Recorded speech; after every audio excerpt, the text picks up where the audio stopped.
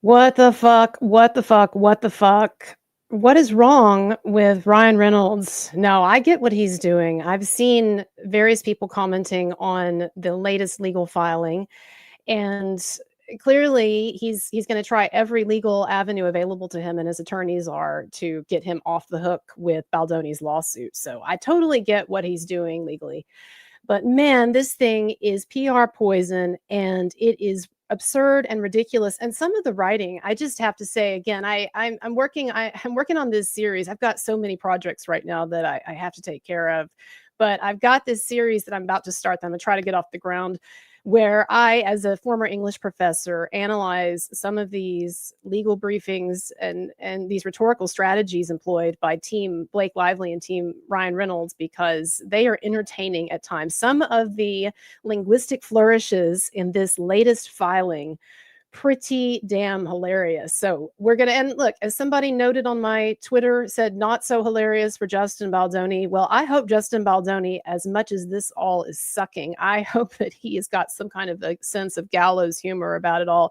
Because I don't know how you get through something like this without a good, healthy sense of humor and appreciation for the absurd, as Camus would say. So this is where we are. I have a big project that I'm working on editing right now that I think you're all going to love. But this popped out of nowhere, this court filing today, and I just feel like I have to cover it. I wasn't going to, but then I started actually reading it. I started reading what Ryan Reynolds' team filed. You know, some of the language of this filing, I'll just say this, for a legal filing, some of the language is so dramatic. I almost wondered if Ryan Reynolds contributed some of the language to it. I mean, we know he likes to step in and rewrite shit that's beyond the bounds of his purview, so to speak. So I don't know. Now, this is very much par for the course too with legal filings. Attorneys like to be really dramatic because they know again that they're playing, especially in these high-profile cases, they're playing in the court of public opinion as well. And so they're kind of like, you know, like, wah, wah, look at me, wah, wah. And that's kind of the tone that I got to some degree from some of Ryan Reynolds' claims or the legal claims in this. But anyway, we're going to look at it in just a minute. In fact, I actually posted on my Twitter just now. Let me get the link here. Trying to get better at this stuff. Some people are so cranky about it. I got a comment from one of you the other day after my live stream, which I thought was pretty together because, dude, I mean, I had all the links lined up and everything, and you were like, the reason it's taken you so long, and capitalize the word long, long to reach 100,000 subscribers is because you're so disorganized, blah, blah, blah, blah, blah. Which I appreciate the sentiment. I don't exactly know what you're talking about. And then they said that if I just shouldn't spend so much time touting myself.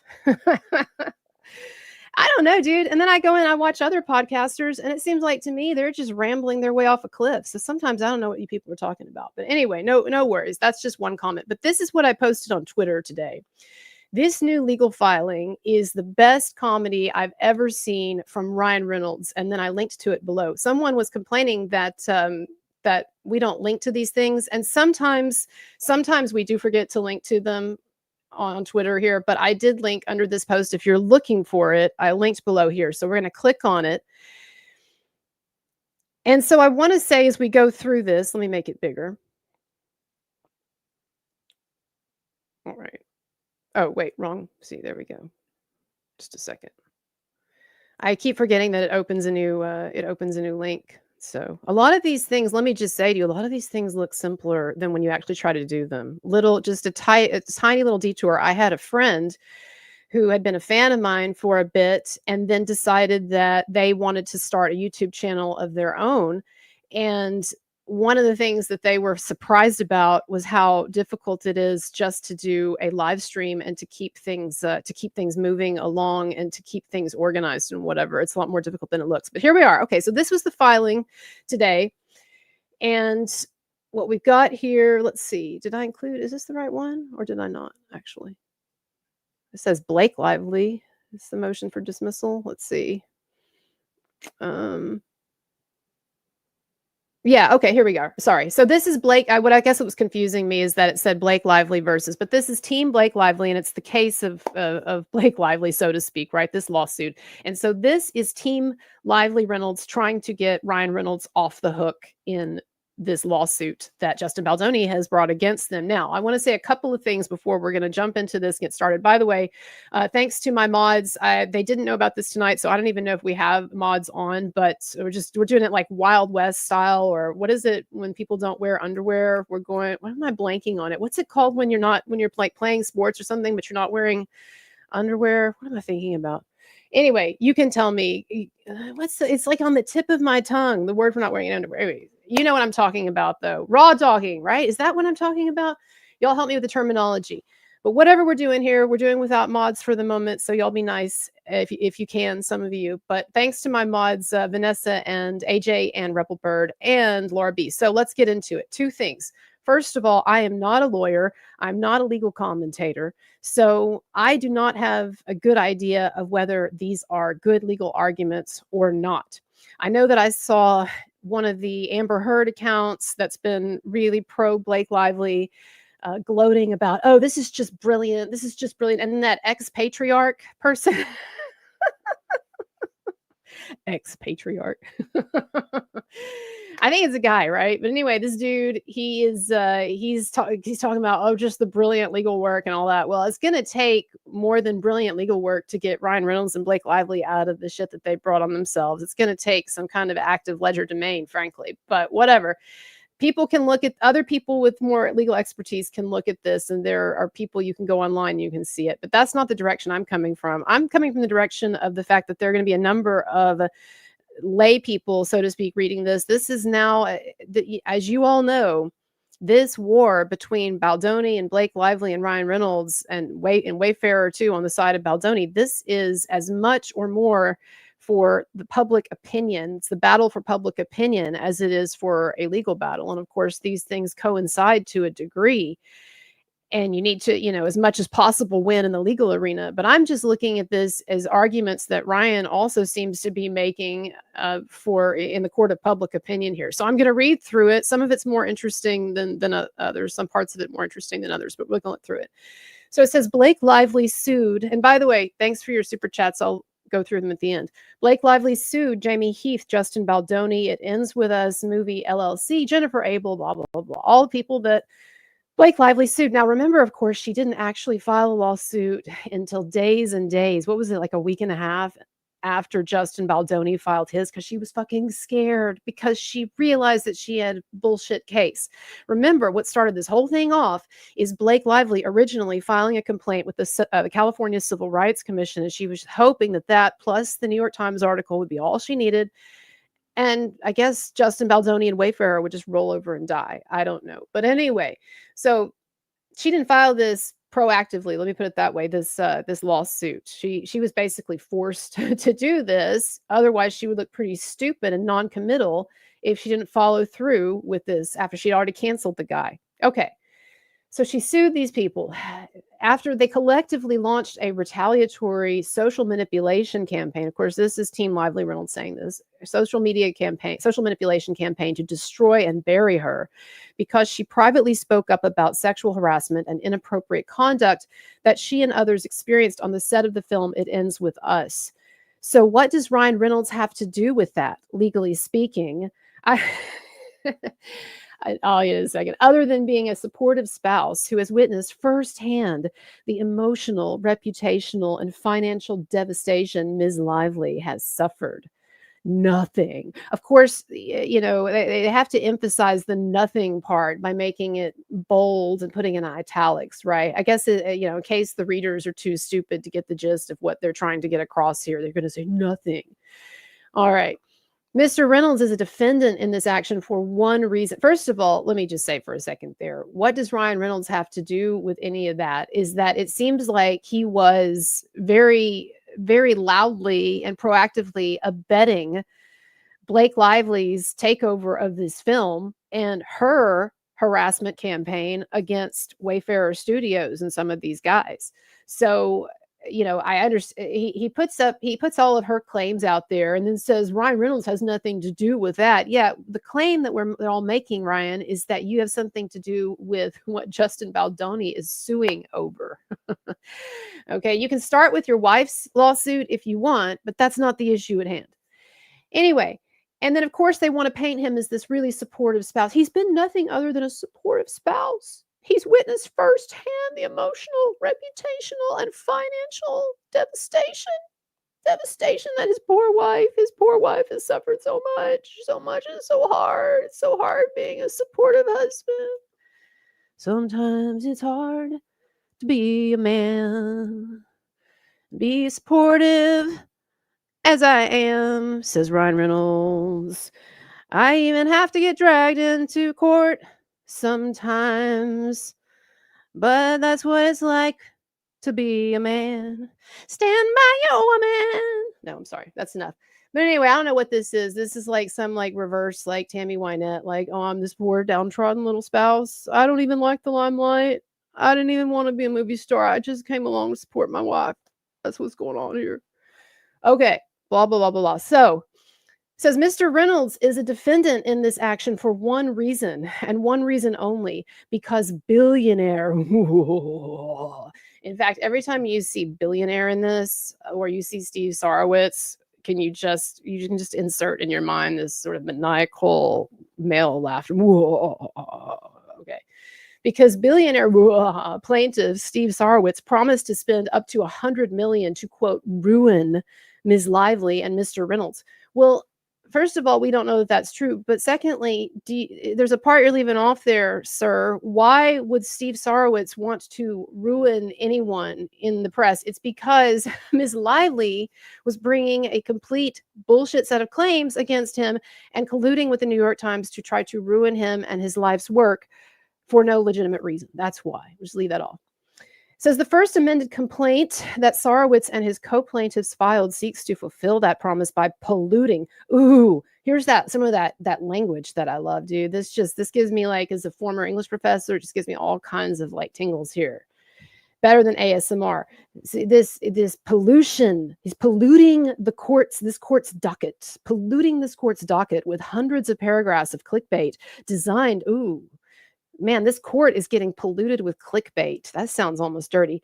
Designed for an audience other than this court, dun, dun, dun, with virtually no bearing on cognizable legal claims. You used a thesaurus on this, didn't you, when you wrote part of this, Ryan, or Ryan's attorney, or more likely the young legal assistant just out of law school who wrote this shit? Cognizable. I'm going to start using that. Cognizable legal claims. Cognizable, yeah.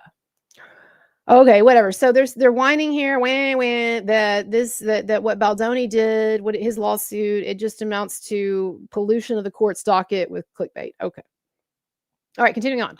The Wayfarer parties have described the FAC. Just making sure we're still on here. We're still on. The Wayfarer parties have described the FAC as their most recent attempt to put all the evidence before the court and the public. I think the FAC is like their filing, right? Have described this. He says, they say Wayfarer has described this as their attempt to put all the evidence before the court and the public. That is a damning concession given the lack of any actual evidence supporting any legally, cognizable, there we go again, cognizable claim against Mr. Reynolds.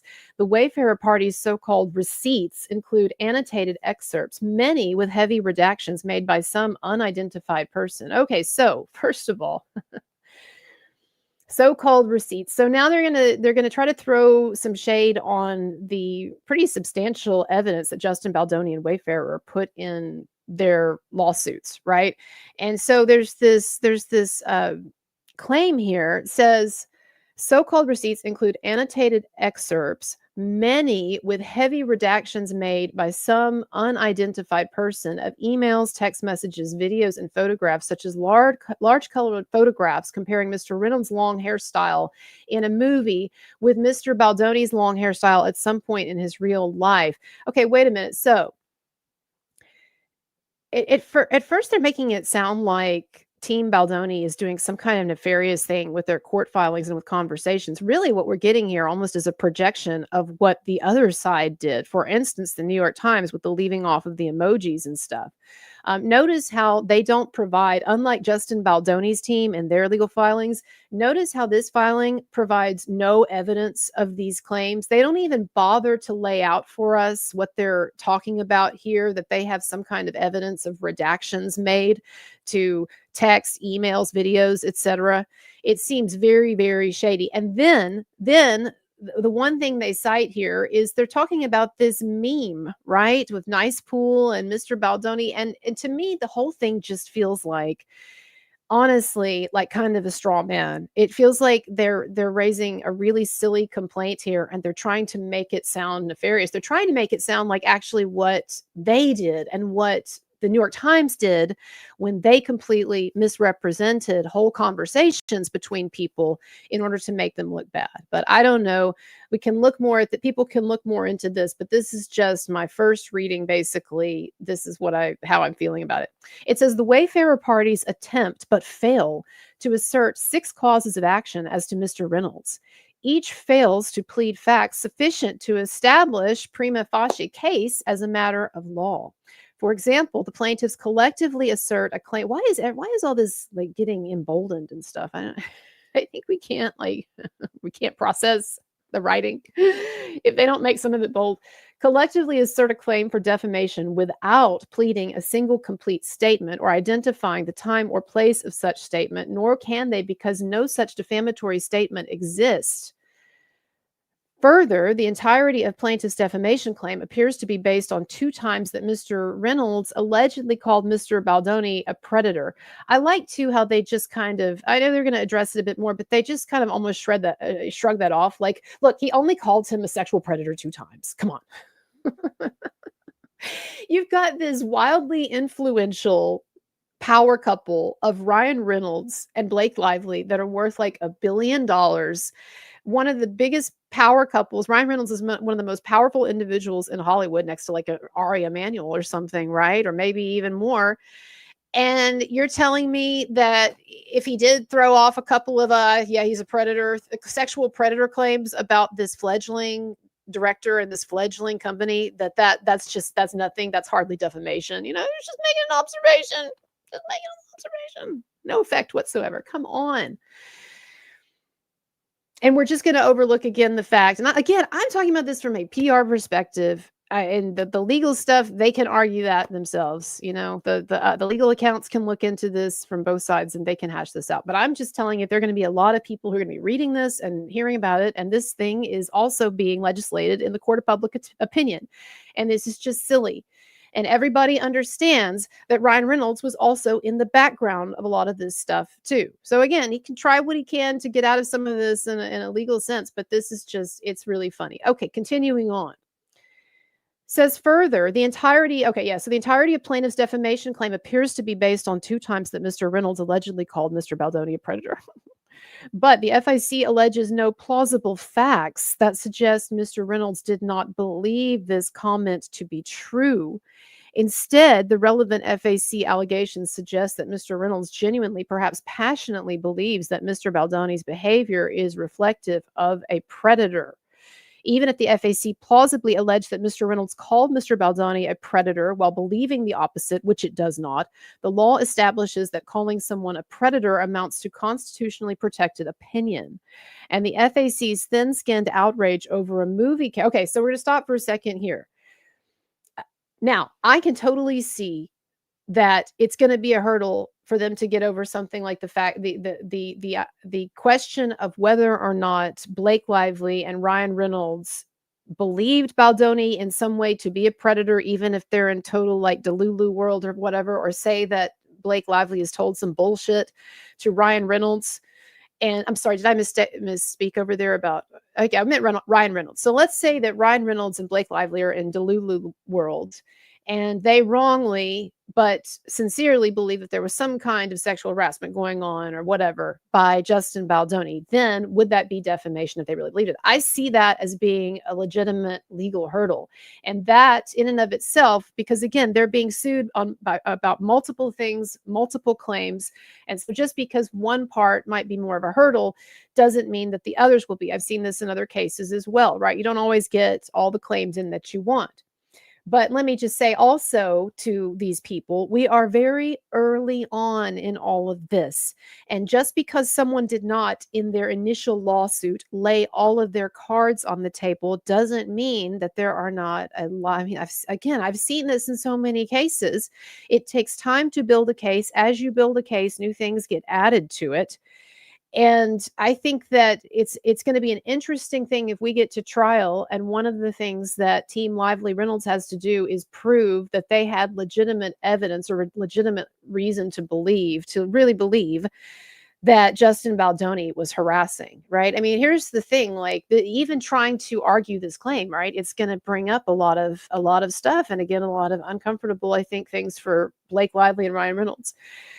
But putting aside the legal question here that others can argue about, to me, what's interesting about this from a PR perspective is that Ryan Reynolds seems to be conceding here that, in fact, he did call Justin Baldoni a predator. He did, in fact, say it to other people. So, here's the thing, Ryan Reynolds. You can maybe get around down the road some of these legal claims in courts, particularly when it comes to defamation. We know the bar can be high on that, but the court of public opinion is what's really important here as well. And so you're basically now in this filing, Ryan Reynolds coming out and admitting that you called him a predator. And I know you'll say, well, I didn't technically admit that, but I'm just saying how this will be read and how it will be perceived here. So again, it's funny almost if it weren't so tragic. Okay. It says the FAC's thin-skinned outrage over a movie character, the satirical woke nice pool, does not even pretend to be tied to any actual legal claims. Instead, it falls into the FAC's general allegation of hurt feelings, which in reality is nothing more than a desperate effort to advance the same curated, they use the thesaurus again, the same curated bully image that the Wayfarer parties created and disseminated in the retaliation campaign they launched against Ms. Lively in August of 2024. Well, so you're conceding there that this would be bully behavior if it happened. Again, I think what they're doing here, and smartly so for lawyers from a legal perspective, is they're pulling out some of the more perhaps weak aspects of Team Baldoni's legal argument. And to me, the nice pool thing, it always was one of the weaker links in the chain. Although from a PR perspective, it's great because people really find it interesting, the nice pool reference, and they post on it, and there's a lot of talk about it. But let me just I'll get to this in a moment, but let me just remind everyone and comfort everyone with the fact that just because Team Lively Reynolds is showcasing a few of the weaker claims legally that Baldoni has made does not mean that they are able to invalidate a lot of the really strong ones that they're not mentioning here. So again, like this is very sophisticated stuff going on at the level of not only legal but PR warfare. But I do think that this is really shitty from a PR perspective for Ryan Reynolds. It says all the other claims fail for similar reasons. The Wayfarer parties say that Mr. Reynolds extorted them, but failed to allege that he received any money or property. Okay, but no one is saying that. No one is saying that it was about money or property. We're saying that it was about things that are just as much or more valuable, such as creative control of this film, for example, whether or not his wife would receive a producer's credit. I mean, there were all kinds of things that Blake Lively and Ryan Reynolds, ways in which they were extorting not only Wayfarer, but Sony and the people making this. I mean, the whole thing in a way was a kind of extortion, honestly, with the stuff that Blake Lively was allowed to get away with or was getting away with the backing of Ryan Reynolds. And let's not forget also that Justin Baldoni does allege in his lawsuit that Ryan Reynolds on several occasions blew up at him, was this kind of a really disturbing emotional force in a lot of ways. All right, it says they claim that he interfered with a contract without identifying what that contract is. Well, I'm sure that that kind of, again, like it's early days, right?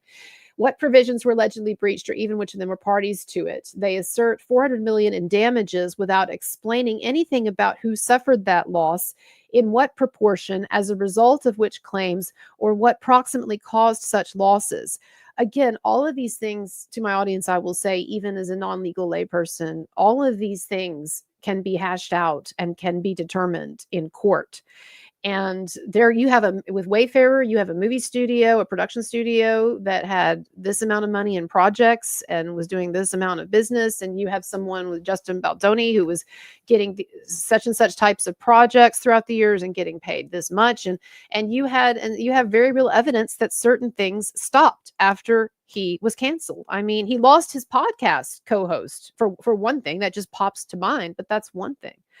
So again, this seems to me as just sort of a weak attempt. It's an attempt, but kind of a weak attempt by Ryan Reynolds to say, I don't have anything to do with this, right? And some people ask me, then would I take this as basically him almost throwing Blake under the bus here, that this could portend perhaps a divorce later, or that Ryan Reynolds is trying to distance himself from Blake with this. And I don't really read it that way. I think that when you're in the legal pickle that Blake and Ryan are in, you're probably, with your attorney's encouragement, you're trying to look for any possible ways that you can sort of trim the fat on things, so to speak, of what you're being accused of or what you could be liable for in terms of monetary damages or whatever. So of course, it's in Blake and Ryan's interest to get him out of this thing, out of the line of fire, so to speak. So at least there's one of them sort of that's not having to deal with all this and that is not endangered to this extent. So I think that's probably what's going on. I wouldn't make too much of it in terms of, oh, Ryan is running from Blake or whatever. This seems like probably a pretty standard thing. You know, it's standard. When you're sued, you request that the charges or the allegations be dismissed. And so there's nothing about this that's out of the ordinary, whatever. It's just some of the wording is funny. And some of the claims, I think, really are kind of, in terms of PR, kind of laughable or absurd or poisonous. Okay, so it says here that it says the FAC, again, this is Baldoni's complaint, is long on hyperbole, prose, and claims, but devoid of any facts necessary to. They're talking about Baldoni's complaint. I mean, this is Ryan Reynolds filing. It says the FAC is long on hyperbole, prose, and claims, but devoid of any facts necessary to state ones recognized by law.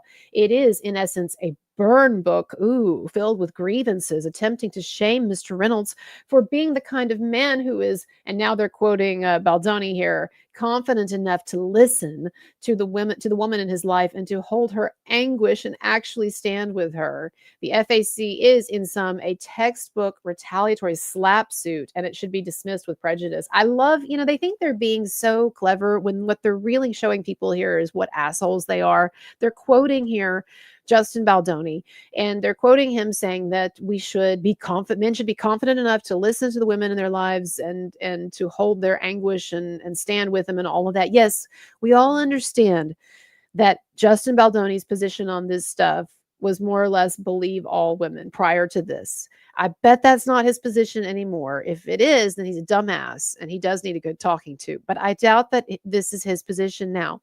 And as we've talked about, there are some men who are just unable to see covert female aggression or covert female narcissism. And so I think Justin Baldoni, it looks to me, as I look at some of his podcasts and his intellectual evolution over the years, it looks to me that he's been on a kind of a spiritual and personal quest to undo some of the issues that he has with his own masculinity and whatever that means, and with his own challenges that we all have, right? And I think he's been working those out through his podcast, through his book, through his work. Now, some people may like the results. Some people may think it's too, touchy-feely or woke or whatever. But my point is that this guy is a work in progress, and I bet he's learning some interesting lessons through this whole situation.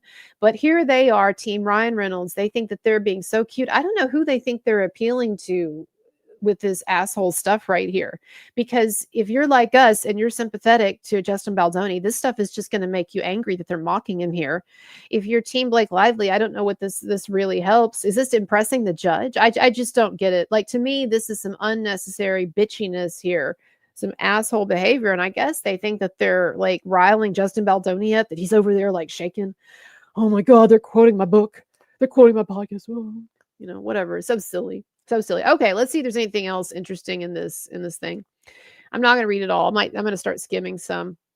So it said the Wayfarer parties have asserted a grab bag of claims against Mr. Reynolds and their FAC. Okay, so these are a bunch of the things that they have sued Ryan Reynolds for: civil extortion, defamation, false light, invasion of privacy, intentional interference with contractual relations, intentional interference with prospective economic advantage, negligent interference with prospective economic advantage. It says the Wayfarer parties claim that they have suffered no less than $400 million in compensatory damages, plus mental pain and anguish and severe and serious emotional distress, not to mention hurt feelings for which they posit they deserve additional compensation. Okay, thank you, sir, for just listing all of the many significant, serious things that you have done that you have been accused of here. Oh man, all in this sort of mocking tone.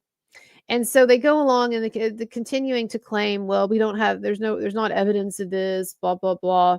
Says only 2 allegations in the FAC even generously match that description with respect to statements purportedly published by Mr. Reynolds. Okay, blah, blah, blah, blah.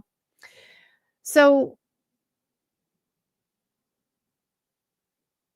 I'm trying to get to the part here where they bring in his book, because to me that was the other thing that was jaw-dropping in here. But the gist of this argument, this filing seems to be, these are the things that Baldoni asserted, but there's not enough evidence of it. I just find it to be very amusing when you think about the fact that Justin Baldoni's lawsuits, both against these people and against the New York Times, had way more actual substantial evidence than Blake Lively's. Like, that's that's what's funny here. And again, that's what makes this thing, it makes it ridiculous.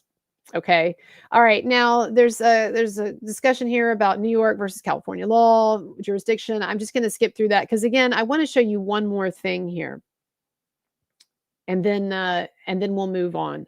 But here we go. Okay, it says the FAC fails to sufficiently plead the substance of the predator statements, which are the only ones, okay, now again, we're back to the predator thing, which again are the only ones relevant to the defamation claim as to Mr. Reynolds, okay?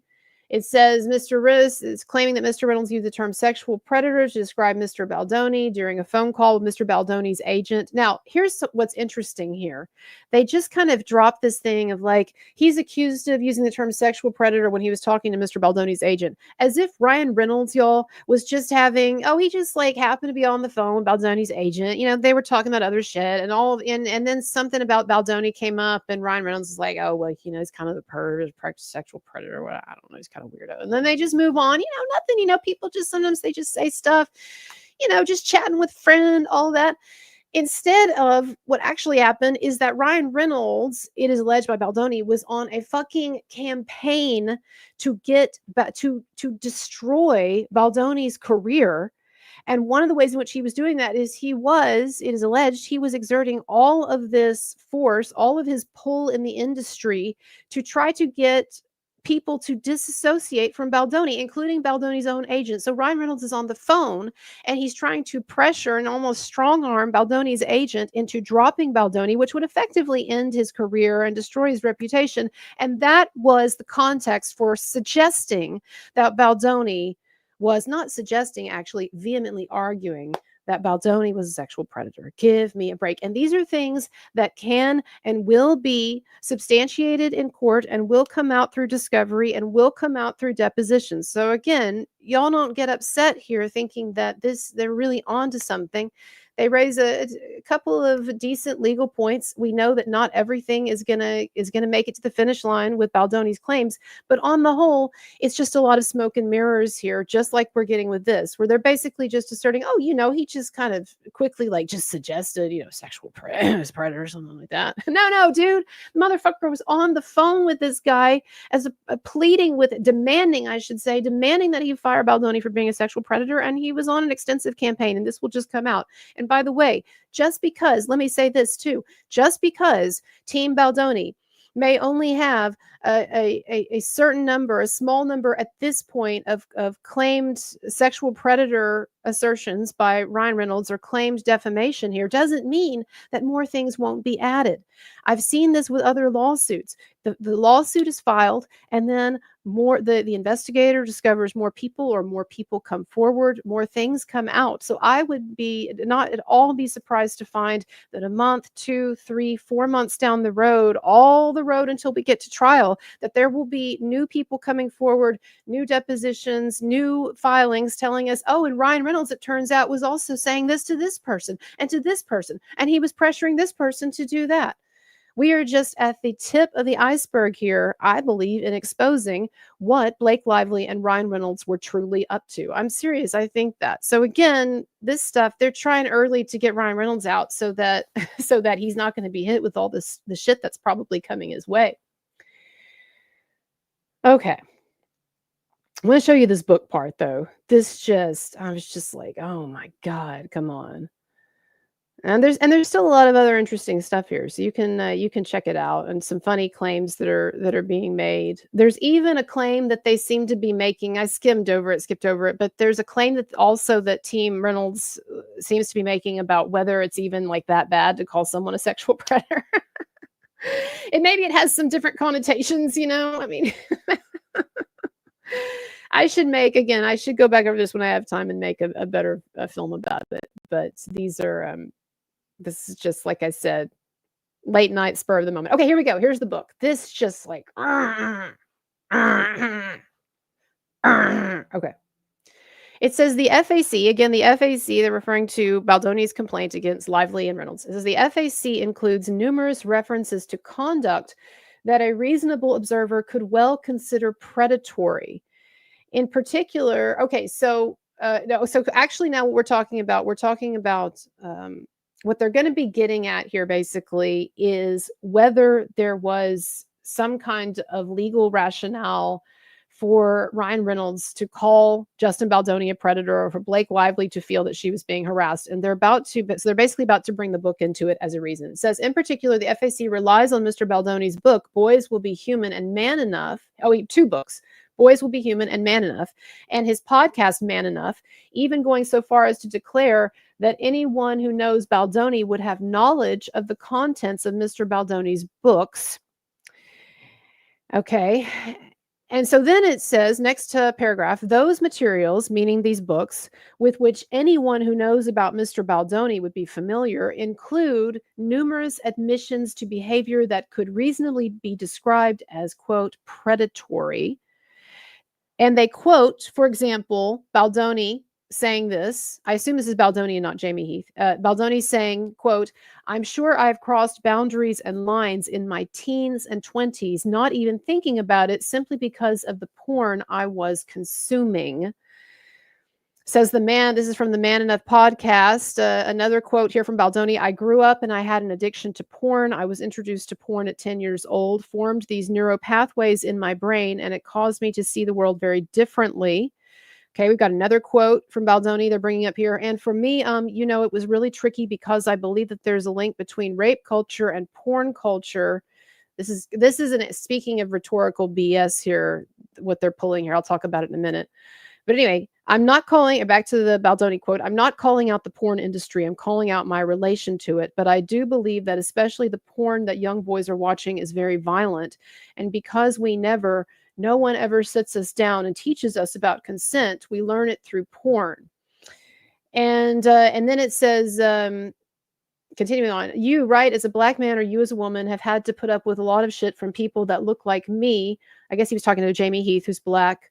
And maybe his wife was on the panel. You put up a lot of shit from people who look like me for your entire life. And again, it could be laundry, or it could be microaggressions for racism or sexism, whatever it is.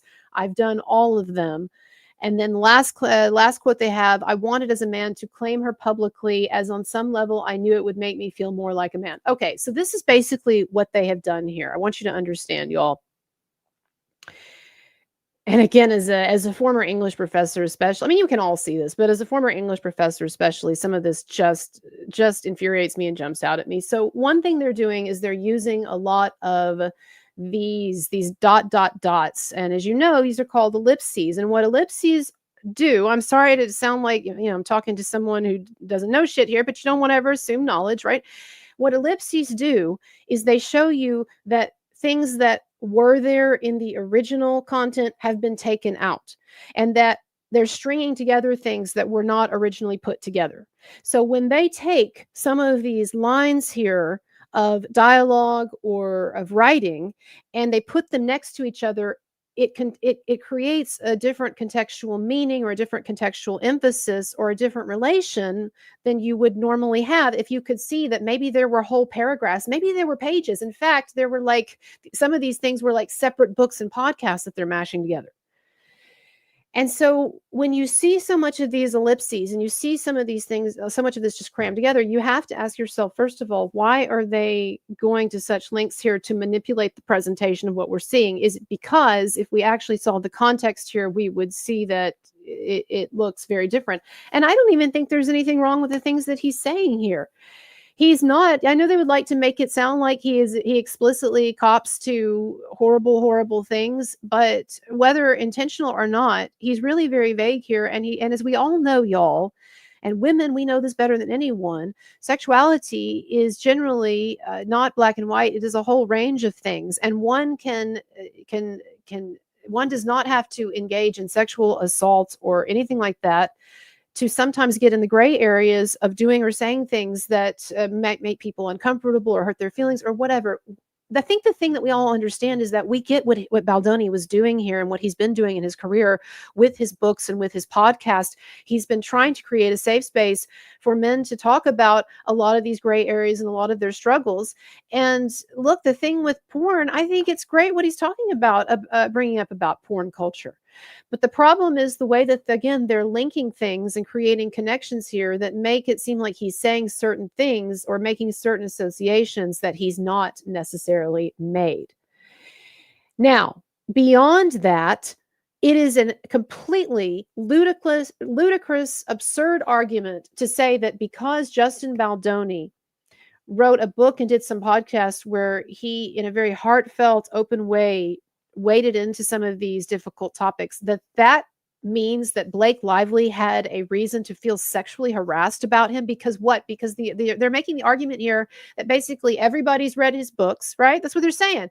Anybody who knew Baldoni, they say it right here, and they claim that they're actually quoting Baldoni's team, but whatever. They say it's a reasonable expectation that anybody who knows Baldoni knows his podcast, knows his books. Well, first of all, that doesn't mean that they've read every fucking line or they've listened to every fucking word of his stuff. So that doesn't make any sense, first of all. Secondly, to say that because Baldoni has talked in these venues, these forums, about some edgy, difficult topics, but not actually admitted to any harassment or assault or anything, then that would mean that Blake Lively would be legitimized and feeling like she was on set with a sexual harasser. Give me a break. It's just completely absurd, and it's obvious what they're trying to do. They're trying to win here. They know this is legal BS, but they're trying to win here in the court of public opinion, and they think that if they call your attention, you in the audience, Team Blake Lively, Team Ryan Reynolds, think that if they take the most provocative, salacious quotes from the entirety of Justin Baldoni's catalog, so to speak, of podcasts and books and writings, if they cherry pick the absolute most salacious parts and string them together and connect them out of context, that you're going to be like, oh my God, he said he watched porn. Oh, he watched porn. Did he jerk off too? I mean, honestly, Ryan Reynolds, I don't know if you want people thinking about that, because that just might make people like Baldoni a little more. They're all you already got a bunch of mommy sleuths who've got the hots for Baldoni, don't you? Just a bunch of mommies, just a bunch of bored mommy housewives, just fixated on Baldoni, right? That's all that's going on here. Give me a break. Give me a break. Give me a break. Okay. All right. Let me see if there's anything else. I mean, this was where I actually stopped reading. We'll go a little longer. So I actually haven't read this part yet. Okay. So now, I don't know. We'll see. It says, while it is oh, you can't see. Sorry, just a minute. I'll bring you back. Okay. So it says, while it is unclear what predator means to an average, we're still talking like pages. We're just pages now down this thing, and we're still talking about what predator means.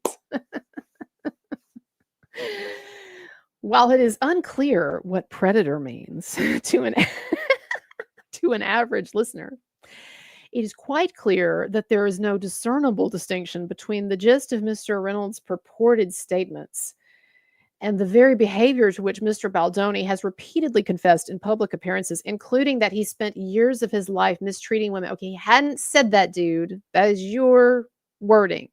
Your wording. This fucking makes me so mad.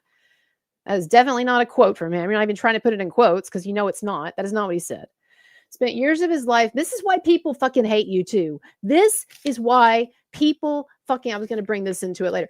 This is why people fucking hate you, Ryan Reynolds, and Blake Lively, because you're pulling this shit and people can see it right in front of them when you should be scurrying away to your nearest hole and thinking about how you're going to apologize and get out of this fiasco that you brought on yourself. But instead, you're fucking arguing about what a predator doesn't mean it's not that bad to call somebody a predator. Anyway, he said he was a predator. He said he mistreated women.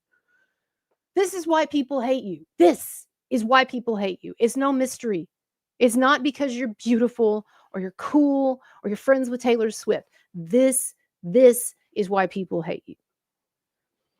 Spent years of his life mistreating women, which he attributes to a lengthy, they italicize lengthy. A lengthy, that means very long. To a lengthy addiction to pornography, as well as openly describing his distorted conception of consent in sexual relationships. Were this case to go to trial, it would be Mr. Baldoni's burden to prove the factual falsity of the supposed allegation. I don't even know really what we're saying anymore, too. I'm just like lost in this writing. The supposed allegation that he is a predator. But the law offers no principled basis for a jury to distinguish that label from Mr. Baldoni's descriptions of his own behavior. All right. Anyway, blah, blah, blah. Predator. What does it mean? We're still, page 24. We're still talking about the predator statements. Oh my God. We're still talking about the predator statements. All right. So look, I look forward to looking at some of the legal channels and some of the legal guests and seeing what they have to say about all of this, because that's a whole other dimension, obviously. But I just, from a layperson's perspective, and as far as the court of public opinion, this ain't it. It's pretty damn funny to me. It is pretty damn funny. I don't know. And I want to say something else before I read through your super chats here, because I know that I did a live stream the other day where I talked about this, and we're not going to go over the whole thing again, but I just want to play you one part. I'm still not over this. I am still not over the Matthew Baldoni, former Hollywood editor, interview with Brian Friedman, Justin Baldoni's lawyer. I am still not over it because of some of the just ludicrous rhetorical strategies that this Baldoni guy was trying to employ to somehow get Brian Friedman. And I just think that it shows the complete disingenuousness of the mainstream media in how it is dealing with this whole situation. Some of the things that he's saying here. And of course, y'all have to know that the Hollywood Reporter, right? They've written so many hit jobs on so many people. And this is a legal claim that has been filed with a government entity that the Times was reporting on. Typically, there is a litigation privilege as well, where you can report on publicly filed documents and you can't be sued if those documents filed have false statements in them if you are simply reporting on them. So there's another level there. We're in the middle of drafting actually a opposition to a motion to dismiss, so I don't want to talk too much about this, but I will. Okay. I will say this. This is not a story that started to be reported on after a filing or even in connection with a filing. This is a story that started months and months before, as the metadata will show. I get that, but I remember reading that story, and what stuck out to me was that they were very careful to say that the complaint had been filed. So the complaint was... We haven't gone to the part yet that drives me fucking crazy, but I'll just say, like, this guy is combative like this through the whole interview. And it would be one thing if that's how he was just normally or with other guests, but it is very obvious. I've listened to some of his other interviews and stuff. He was just primed to go after Brian Friedman on this. But anyway, continuing on here. Filed with the government entity, and they were reporting on that. And I think that is a key factor. It's a key factor, assuming that you're not ultimately expressing your own opinions based on your own research. Remember, this is not just about reporting on the complaint, but apparently the New York Times came out with a statement that says we've reviewed thousands of text messages and other things. So there's more than just reporting on. By the way, can I just say something about how the New York Times completely shot itself in the foot with that?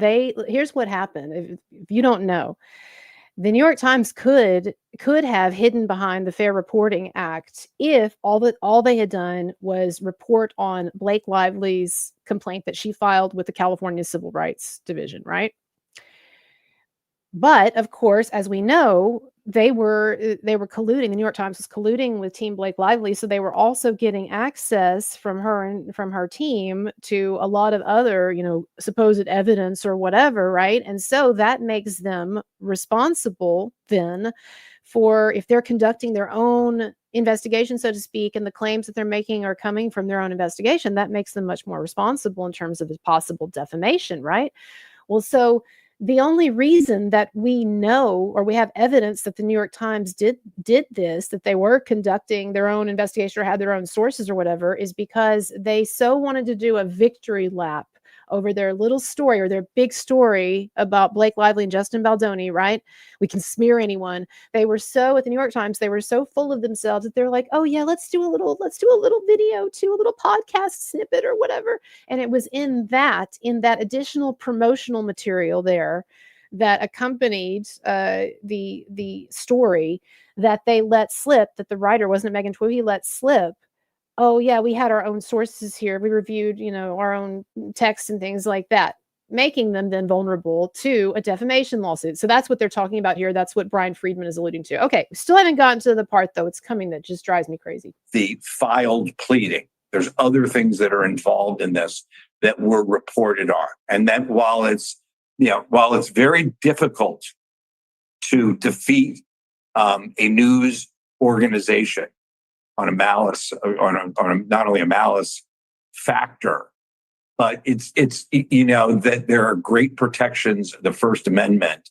One has to ask themselves, when is the time that people and news organizations are going to be allowed to be reckless, when they're going to be allowed to continue to put out false information and not be held responsible for it?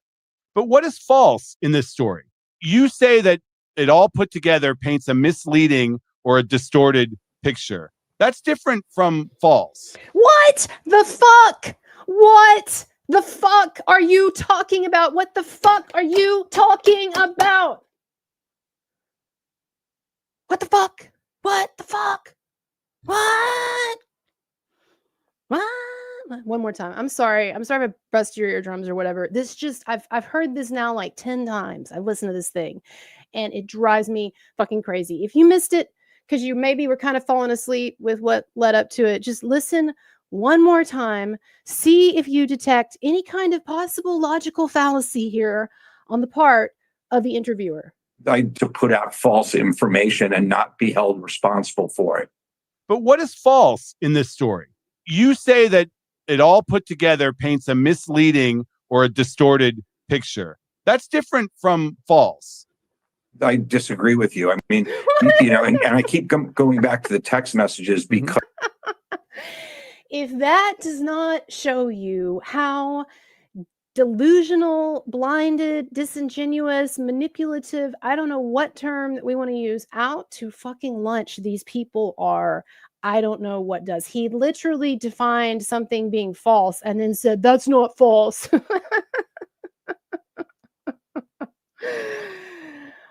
Wow. Wow. All right. I got one more thing I want to look at quickly, and then I'm going to read your super chats and we'll get out of here. And you can go onto the lawyers' channels or the legal commentators and see what they got to say, because that's where I'll be going to see what all this means legally. But I know that we've all seen it. We've talked about this before, but I just have I've kind of been sleeping on this. I've been thinking about it a little more. I've seen other people covering it. So I've been kind of turning it over in my mind a bit. I want to revisit one more time this lady.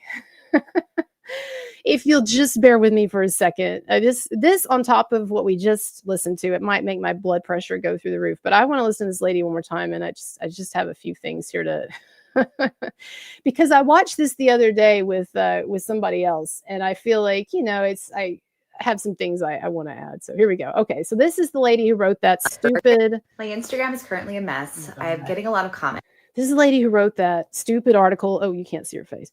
This is the lady who wrote that stupid article about the mommy sleuths. And I know she didn't coin that term. I don't even mind the term, but it was the demeaning, derogatory tone in which and context in which they used it. Because for these people, what mommy sleuths translates into is like a bunch of like ignorant, housewives. They probably couldn't even get real jobs because they're so dumb, right? Or whatever, right? That's kind of how they use it, right? And then she had all of these lies and misrepresentations in her article, and I pointed out one. I wasn't like touting myself, as someone said in the comments, but like she said one thing that I knew was just flat out wrong about me, or saying that there were all these mommy sleuths that were trying to claim that there are a bunch of protesters at South by Southwest and more protesters than genuine fans. I didn't hear one content creators say that. And I went on a bunch of people's shows to talk about my little stunt there. And the content creators understood that I was a single person. In fact, that was why it was kind of funny and worth remarking on. I was a single person who was doing this funny stunt.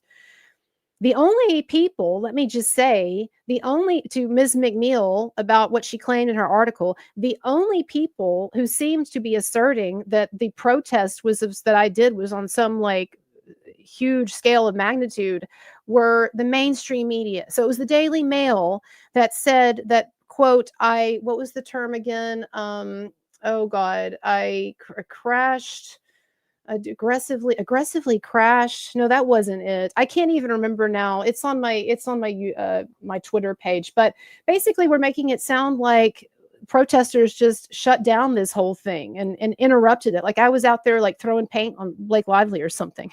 That was the mainstream media. That was you guys who were making it out to be a lot more than it was. It wasn't content creators. But anyway, this lady whining for like 3 minutes because she doesn't make as much money as she thinks that I do. I just have to hear this again and comment. There's one misconception that I think is really important to clear up. There is this belief that me as someone who works for corporate media has more of an incentive to lie or bend the truth or create drama or share things that are misleading than people who are independent creators or citizen journalists on TikTok or Instagram do. The complete opposite is actually the truth. A lot of these creators will say things like, I'm not beholden to corporate media. I don't get paid for this. I'm only doing this because I believe in the truth. But they are not only getting paid for creating this content, they get paid the more dramatic that it is, the more they can keep you guys engaged, the more crazy it is, the more theories they can come up with. They are the ones profiting off of the Blake Lively drama. Look, I love when people read my stories. Obviously, it matters to the bottom line of my employer. But at the end of the day, like personally, I make what my salary is, whether, 10 people read my story or 10 million read my story. I personally do not profit off of this Instagram account. I do not profit off nobody wants to watch any of my stories per story. Nobody wants to watch your shit, girl. But that's why you can't profit off of your Instagram or whatever, because nobody wants to watch your shit. And why didn't you at least wash your hair before this? I know I'm one to talk. I got dirty hair a lot, but I'm out here like streaming all the time, people. If I were this lady and I had all, let me just say, if I were this lady and I had a bunch of people online attacking me for some article that I wrote that actually happened to make some waves as opposed to everything else that she probably writes, and I finally got a little bit of notice and there are people talking about me and there's like some buzz around me, and I'm like, okay, I'm going to make a video and I'm going to address all my haters and I'm going to address this buzz and I'm going to try to kind of, you know, capitalize on this to make more of a name for myself, I would look fucking better than that. And it's not that I'm blaming her for being unattractive. She's not that unattractive, but she just like made no effort. What is with that grandma sweater? Did you knit that, sweetie? I don't understand what's going on here. I thought you worked for Glamour. Oh no, I'm bullying her based on her looks. Someone called Blake Lively. I'm bullying someone. I did accidentally rip up my Marilyn Manson money, though. That's unfortunate there. That was going to be like an heirloom or something one day to pass on to my my kids or something. Okay, here we go. Continuing on. I don't make money. Could go on here and spend my time, you know, coming up with Blake Lively theories or Justin Baldoni theories or, you know, analyzing lip reading. And I would get rewarded by the algorithm because I would be causing controversy. I would be causing drama. I would be causing people to come back to my account because. Is that how it works? I love how she also like acts like she's like, you know, an expert. Like she studied online anthropology for like many semesters. You know, I've read all these books to understand online culture. And let me tell you how it works. Are you ready? Are you ready for the teacher to explain to you how online culture works? See, if I like talk about like controversial stuff and I like say things that like get people like worked up, then I get more views. Oh my God, is that how it works? It's like they beamed her in from like early 2000. Like she's from like the year 2000 and she's like been beamed here to explain internet culture to us. And she doesn't realize that we already moved on, lady. Yeah, it's 2025. We all understand how these things work. This is why you're still stuck at Glamour. They would be so freaked out or interested or unbelieving of what I was saying. And, you know, when you have a story like this, something doesn't happen every single day. But these creators they're getting huge accounts. They're making a lot of money off of this drama and they have to keep it going. They have to get people coming back. Oh, we have to get them coming back. I would be willing to bet that a lot of these creators who, you know, are yelling at me we have to keep them coming back. We're like your local smack dealer, dude. We give you a taste. You want a little taste? Taste, just a taste. Bet you like that, huh? You like that girl, huh? You like that taste. So people are saying like they just want to tell the truth. They don't care about money or profit. No one says that, by the way. No one says that. This lady is nothing but a bunch of straw men that she keeps raising here, argumentatively, rhetorically speaking here. I've never heard anyone claim that content creators don't have some degree of self-interest in what we do. The difference is not that one person is acting out of self-interest and the other isn't. The difference is that you in the mainstream media, because of your biases and because your lazy ways of thinking, you can't see the truth. And for some reason, at this point in time in history, content creators seem to be a lot quicker on the draw than you in terms of seeing through bullshit. That's what's going on here. That's what it is. Okay. And you keep saying this thing about like, oh, there's this misconception that content creators don't do anything out of self-interest. Yeah, we're just, everybody thinks we're just a bunch of martyrs out here for Justin Baldoni. Yeah, that's exactly right. Nobody thinks that. Nobody thinks that. But they do think that we're a bit more honest than you. And I think that might be true. I think that might be true, lady. God, I need a break. Okay, keep whining. Here we go. Keep whining. Are making so much more money than me. I think that people really need to analyze what is motivating these people. That's just my take. Oh my God. Okay, let's see super chats here. I'm gonna have to scroll all the way up. I think I missed a couple. Okay, what's up, everybody? So we got a super chat from Dan Campbell. Wow. I know that was way back there, Dan. I have no clue what the fuck you're now referring to, but I appreciate it. There have been many why moments in this whole thing. Oh, man.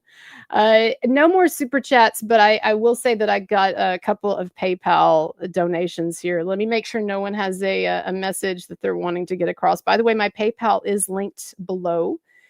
They do take less of your money, alas, than...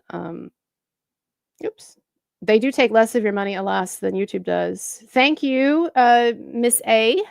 And it says, enjoy your channel and the lives. Yay. Well, thank you so much. I appreciate that. So, y'all, I think I've done this thing justice. I'm going to go. I might shorten a little video of what I just did, though. Might get a few views if I put a short out on that. But I appreciate y'all being here. And yeah, go see what the legal minds are saying. They might have an interesting take. I'm sure they have interesting takes on this as well. And I will get back to editing and working on the next video to come out. Appreciate y'all. If you enjoyed this this little routine that I did tonight, then you can drop me a tip below. But I appreciate y'all. See you later. Thanks to my mods, and thank y'all for being nice tonight. All right, bye-bye.